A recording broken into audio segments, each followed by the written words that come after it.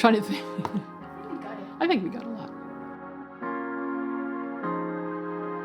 Zoe Morissette, and I do special effects properties and costumes, dimensional costumes for Broadway television and film.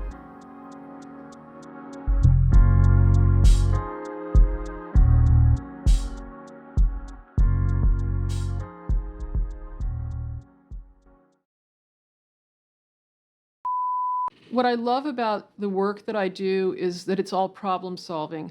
Everything you're doing is really a prototype. Something might have been done similar to what you're doing, but never exactly the same as what you're doing. And that's why you have to create it from scratch, have to create patterns, have to do maquettes. And for me, that's really the fun part of it.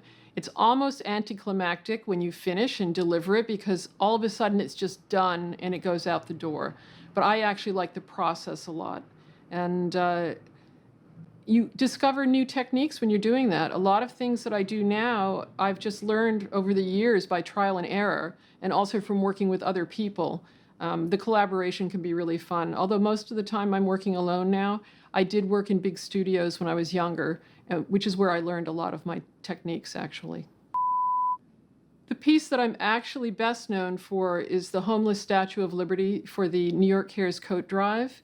It's a poster as well as a commercial, and I was brought into a special effects model making shop that I did a lot of freelance work for, and they needed a sculpture of a cold, shivering statue that could be used for a photo shoot for a poster, and this was to collect coats for the homeless. But then 2 weeks later, they were going to shoot a commercial, and they had to put an actor in it. So I had to figure out how to make it where everything could come apart in units and go onto a human being.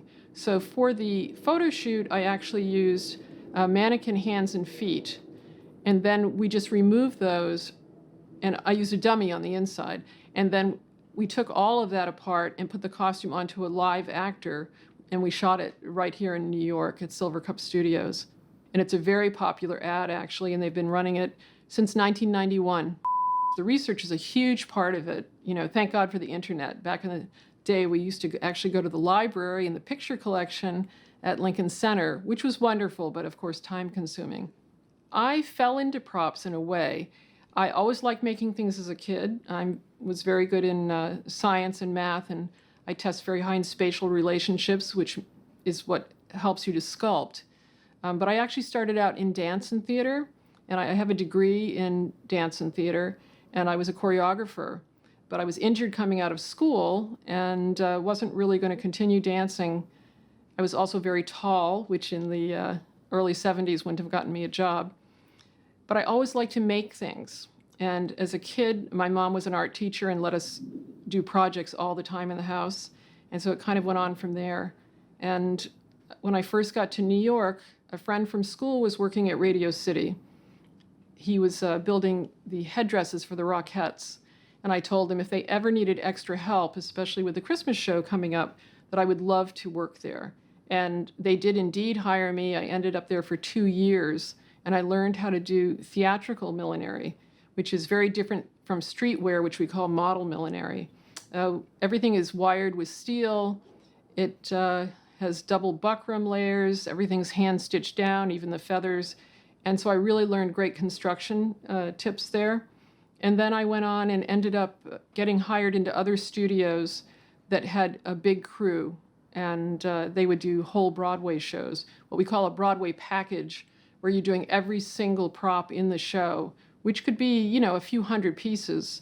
When I worked at McHugh Rollins in Brooklyn back in the 80s, we did the first iteration of, let me see, we did Les Mis, we did Phantom, we did a lot of shows. But you did anything from a distressed leather shoulder bag to a dead body, which was sort of my specialty then. I actually was sort of the dead body lady of Broadway for quite a while. I did about 40 of them. Over the years, technology has changed the business a lot. For instance, now you have digital painting, so not everything is hand painted. And now you have 3D printing, so now people are actually using 3D printers to do things. I personally have not gotten into that because at this point in my career, it's a little difficult because kids coming up are weaned on computers and people of my generation were not. So there's no way I can really compete with people who are doing things in the computer. And actually, I don't want to sit at a desk all day programming. I would rather do things by hand. And actually, it's almost to my benefit because so few people know how to work with their hands anymore that my skills are in demand. If you want to do props for the theater, I really recommend that you go through a good program at a good school. There are certain schools in the country that actually have courses in props. Not very many, but you're better off if you can do that. You really need to learn how to sew, you need to learn how to sculpt, you need a background in art history, and you need to like doing research. But I really recommend going through a very good theater program where you're doing hands-on, because it's not something that you can just pick up on the outside. I think the theater background is good. Also, if you do a theater major or minor, you have to learn how to dissect a play. And if you don't know how to read a play, you really don't know what the props are for. They have to keep the show moving. They have to add to it and not distract from it. And if you really don't know anything about theater, you may not get that. And I find that some of the people who work in the theater, like just running the shows, some of them don't have that background and they really don't get it. And I find people who have the theater background are much more in tune with the actual show, and it shows in the results, of the pieces they build. These are flasks that I do for Hamilton, and obviously when you buy a new flask, it's got a screw top. But in the 1700s, they didn't have screw tops. So that's why I had to use the Dremel and cut off this piece here. But what's nice is that I leave this attachment here, which is metal, and it gives me something to attach the cord to. Then I have to grind off the threads because, again, you wouldn't have threads. And even though this is not going to be seen from the house, from the audience, the actors see it. And a lot of what we do is actually for the actors. When I have to change dates on a magazine or dates on anything, it is only for the actor because no one in the house will ever see it. But it helps them keep in character, I think, especially for a period piece. So I grind the threads off so it ends up smooth like this one. And then I've made a pattern to fit the pieces of leather that are glued onto here. I use a contact adhesive, which I brush onto the steel and I brush onto the leather. And then I wrap the piece, very tightly. And then I actually use, this is actually a nice woven shoelace, which is really strong. And I drill a hole into my little artificial cork. Real cork at this scale would be very crumbly, but the artificial wine corks are very, very dense. That's why I sculpt it down and then just recolor it like it's a little cork with a magic marker.